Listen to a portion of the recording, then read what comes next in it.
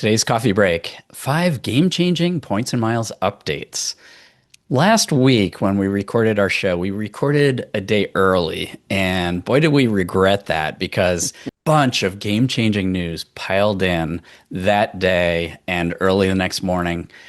Most of those things would have been for us to add to our show had we recorded at our normal time. We didn't. And so we're missing a lot of big news from last week's show. And what we're going to do today is cover those things, plus a few more things that trickled in over the weekend in today's coffee break. All right, so let's get right into it because we got a lot to do and I don't want to have to give any refunds. So we got to squeeze this into 20 minutes. So let's start out with a juicy rumor out that there will be a 200,000 point welcome offer coming on the Chase Sapphire Reserve in branch for some customers. So the rumor is that it'll be 200,000 points after $10,000 in purchases in the first 3 months, but that you'll have to go in branch and they'll have to check and see if you're eligible for the offer. So clearly not everybody is going to be eligible, and it's going to take a little time to figure that out. What do you think about this? Excited, not excited, worth it? Would you go to the branch to check? I mean, that's an absolute monster offer. Now, it sounds like the same as the business Sapphire Reserve, which has a 200,000 point offer as we're recording this. But that one requires a huge amount of spend. This requires $10,000 spend versus I think it's 30,000 with the business card. So that's a monster offer. 200,000 points is absolutely bonkers, a good offer. So that's exciting. I think it is worth if you have a branch near you or maybe a banker you can call to ask about this. It's probably worth doing to find out. To me, what this really shows is what we suspected earlier, that Chase is probably not doing as well with the launch of the Sapphire Reserve card as they thought. No, clearly not. So the rumor is this is going to start November 16th. And so starting on November 16th, you'll either want to watch for data points online because surely people will start reporting what happens when they try to go after this, and you'll get an idea as to how widely targeted it is. But I agree with Greg. It's worth 5 minutes, 10 minutes, even if it's a half an hour you got to spend in the branch waiting to speak to somebody. It's probably worth that time investment for the 200,000. Not probably. It's definitely, to me, it would definitely be worth the 30 minutes. Yeah, for sure. Now, whether I could get my wife to go in branch to ask about it, I'm not so sure. All right, next up, the Rakuten shopping portal is now letting you earn Bilt points instead of cashback or Amex points. And so the way it's going to work is, at least for the next 6 months, every penny earned becomes, if you choose to earn Bilt points, every penny earned through the Rakuten shopping portal will become 1 Bilt point. So $1 is like 100 Bilt points. After 6 months, though, they're saying that you'll need elite status with Bilt to keep that 1-to-1 ratio. Unfortunately, the points earned from this relationship do not contribute towards your Bilt elite status, so that won't be the way out of that. And finally, I do want to remind people, if you just go to Bilt and sign up if you're not already a member of Rakuten's portal, if you sign up through Bilt, they're offering a $25 or 2,500 Bilt point bonus, but there's a 5,000 point bonus available right now through a friend referral. And so if you don't have a friend with Rakuten, we'll have a link in the show notes to get to our referrals, and we'd appreciate that because we'll also earn 5K points from each person who signs up through us. Anyway, so that's what's going on. What do you think, Nick? Yeah, well, just to tag one more thing on top of that, and if you have a second household member who also wants to take advantage of this, you should definitely refer them because you'll get 5,000 points when they sign up, and they'll get 5,000 points. So, like Greg said, definitely don't do it through the Bilt app. Go through a friend referral to sign up for Rakuten, and if you're new to Rakuten. What do I think about this? Well, I mean, I think that I switched my earning preference to Bilt, so clearly that says what I think about it, at least for now. Unfortunately, 6 months from now, when it changes, I'm going to feel a lot differently because I don't yet have Bilt Elite status. I don't know whether I'll pursue Bilt Elite status.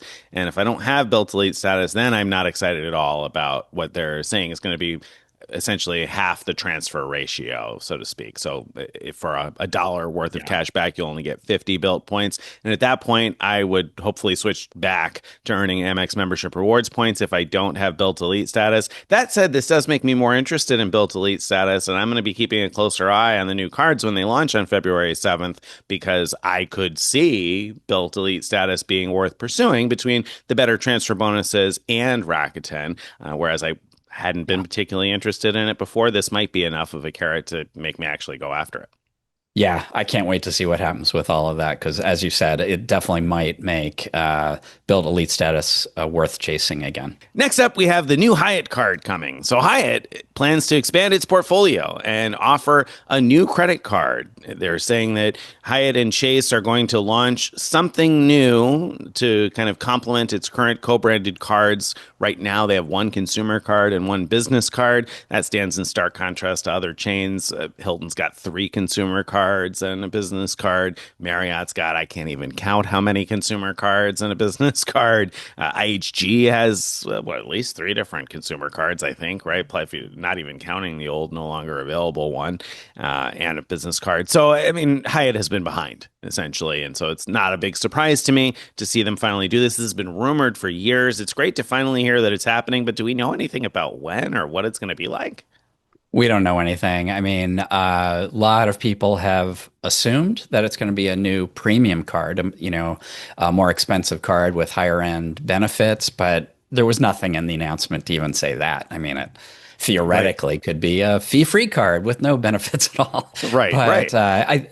I agree with the general wisdom that it's probably going to be a premium card. It's probably going to have a big annual fee. It's probably going to have some level of coupons to make up for that annual fee. Um, I'm hopeful, but not particularly optimistic that it's going to be great. And that comes from being like when the business card was unveiled, I had really high hopes for what it would look like, and I found it disappointing. I kind of feeling like the same thing's going to happen here, but we'll see. So I have a question that I think is on the minds of some Hyatt loyalists out there, some Hyatt folks who are big fans. Are you worried about what all of this means for the future of Hyatt? Because we've got Chase now throwing out these potential 200,000 point Sapphire Reserve bonuses that could end up getting transferred to Hyatt, creating an influx of Hyatt points. You got Rakuten now partnering with Bilt, which again, that's another opportunity to potentially earn Hyatt points since you can transfer from Bilt to Hyatt. And now a new Hyatt premium card coming out. Do you think this is going to dilute the value of your Hyatt points? Is going to make it harder to book awards? Is it going to delete elite status? Well, are you concerned? Are you nervous? I'm not worried about the elite status benefits because those can be honored kind of regardless of how many elites there are, other than like the free upgrade at check-in. But things like free breakfast, free parking, those are things that can be honored no matter how many high-level elites are at a particular hotel at once.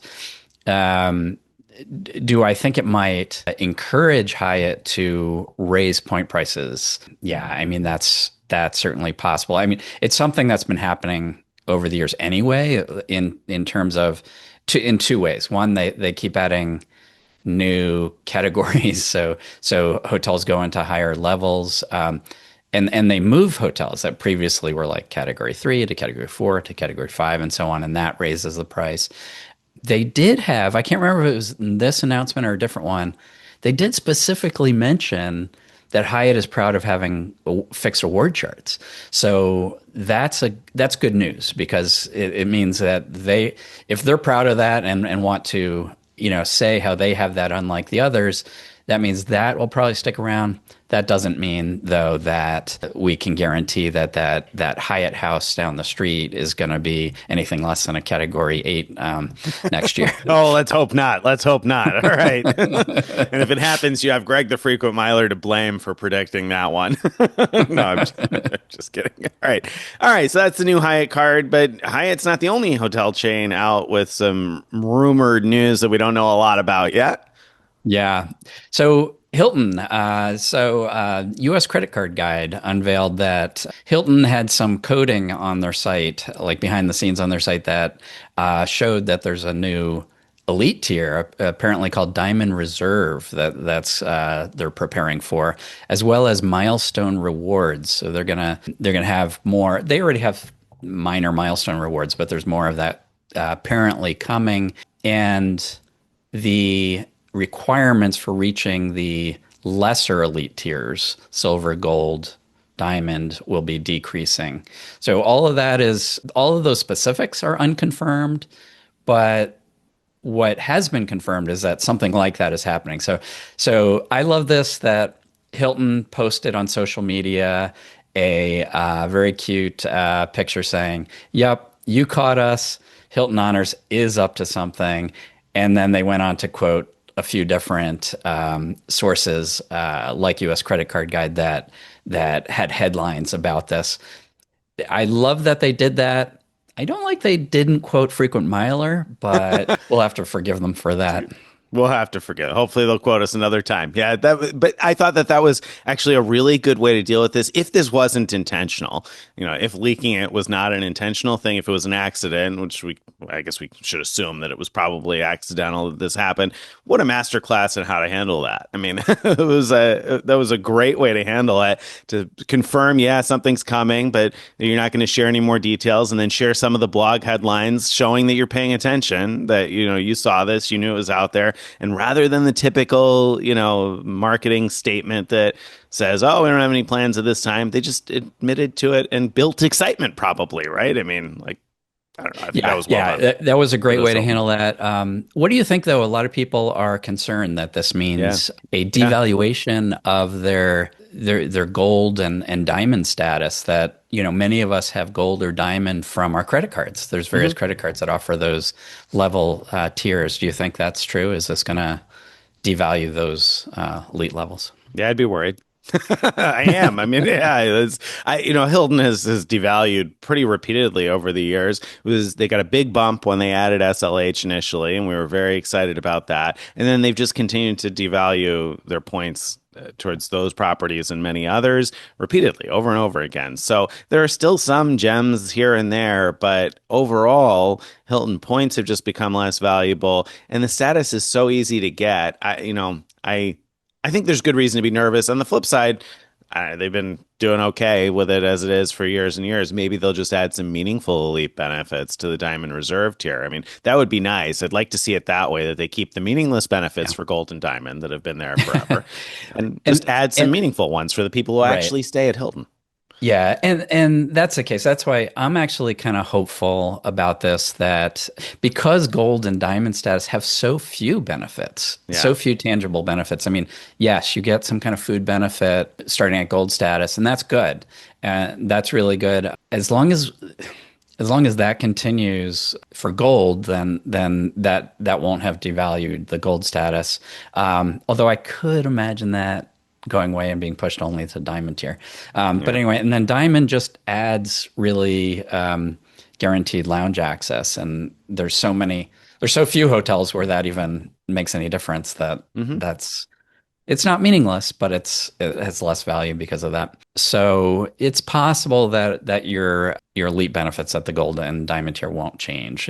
What will change is if you have the Hilton Aspire card, which gives you diamond status, you'll no longer be able to say, "Look at me, I have top tier status." Right. Well, and as much as I don't want anything to get devalued for gold and diamond status, it does to me make sense that Hilton has to devise a way to actually incentivize people to stay at their hotels, because as things stand right now, as much as I like the fact that you can easily get status, there's no benefit to using it frequently, right? So because there are no meaningful milestone rewards right now. So, if you add some things like suite upgrades or, whatever, club access awards for gold members or whatever it might be, if you come up with some stuff to add there that means something to somebody, or the guest of honor awards like what Hyatt has, then there's a reason to use your status to stay. Right. Instead, as things stand, they don't have that yet. So I think it makes sense for them to create a way to incentivize people to choose to stay at Hilton. I just hope it doesn't come at the cost of those of us who have long enjoyed our gold and diamond status. Yeah. And I think you hit the nail on the head. I think the milestone rewards thing is really important, and how they roll that out is gonna make a huge difference to whether this is a winning thing for Hilton and for their members or not. I think when Hyatt rolled out their Milestone Rewards, that was 99% of it was really good for, I think, for both, because as you said, it encourages not just like before you had to get all the way to 60 nights to get like meaningful benefits, and now it's like starting at 20 or 30 nights you start getting meaningful benefits, and then every 10 you get some more. And I'm seeing other programs copy that model. Even Choice Privileges is talking about doing something like that. And so will Hilton do it right like Hyatt did? I don't know. They might. I mean, I have to say, clearly Hilton's paying attention. I think that they've made that clear over the past few years. They've been in touch with many of us in the rewards community, and so I think they've been proactive in building relationships. And then, quoting all these blogs on their Instagram feed shows to me that they're paying attention. So they clearly know what they need to do. Whether or not they do it, we'll see. Yeah. All right.